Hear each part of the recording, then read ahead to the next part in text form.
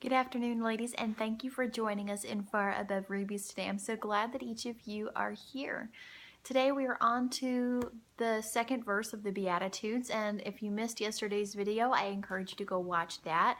We're focusing on the Beatitudes that are found in Matthew chapter 5, verses 3 through 10. It's a portion of the Sermon on the Mount.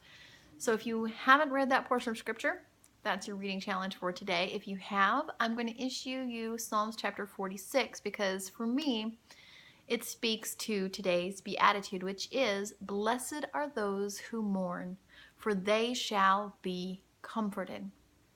I'm going to try to do this justice, okay?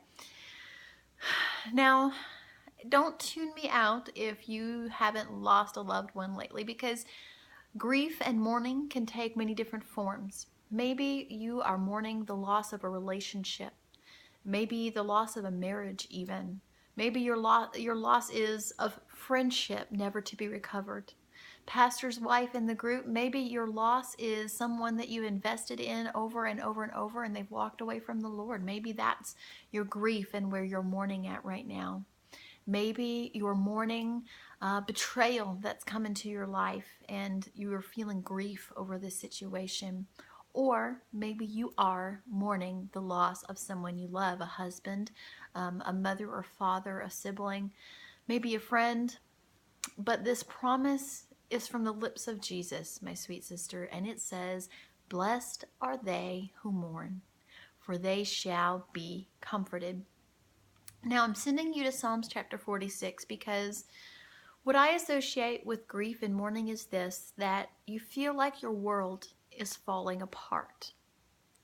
You feel like, as this scripture tells us, you feel like the earth is being shaken and the mountains are being moved into the middle of the sea. You feel discombobulated. You feel upside down. You feel like nothing is right in your world. And Psalms chapter 46 speaks to that. It says, God is a very present help in time of trouble. He's our refuge. It says, we will not fear, even if the earth is removed and the mountains carried to the midst of the sea. Why? Because He is our very present help. It also tells us in this passage that we need to be still and know that He is God. Sometimes there's so much going on around us from loss or grief, whether of those relationships, of maybe you're even mourning the loss of a job or finances, and that might seem small or silly to some, but we can mourn many things in our lives.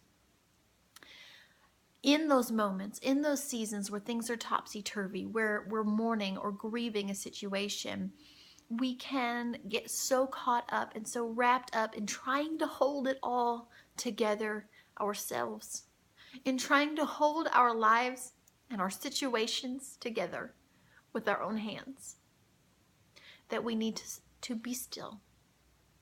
We need to sit quietly in the presence of the Lord and allow Him to put our broken pieces back together. Psalm chapter 34, verse 18. The original translation, I think, is the most beautiful. If you have a Bible app on your phone, you can click, it says YLT, or Young's Literal Translation, and it gives you the original language. It says, "Near is Jehovah to the broken of heart, and the bruised of spirit He saveth." Near is Jehovah to the broken-hearted, and those who are bruised in their spirit He saves. Between that promise and the promise from the lips of Jesus of "Blessed are those that mourn, for they shall be comforted," what more do we need to know in those seasons of our lives? Go read Psalms chapter 46. If you didn't read the Beatitudes yesterday in Matthew chapter 5, verses 3 through 10, go and do that as well. I love you all. I hope these scriptures blessed you as they blessed me today. If no one has told you lately, you are loved. You are cherished. You are valuable. Your worth, my friend, is beyond measure. That worth is far above rubies. I love you all, and I will see you all tomorrow. God bless you.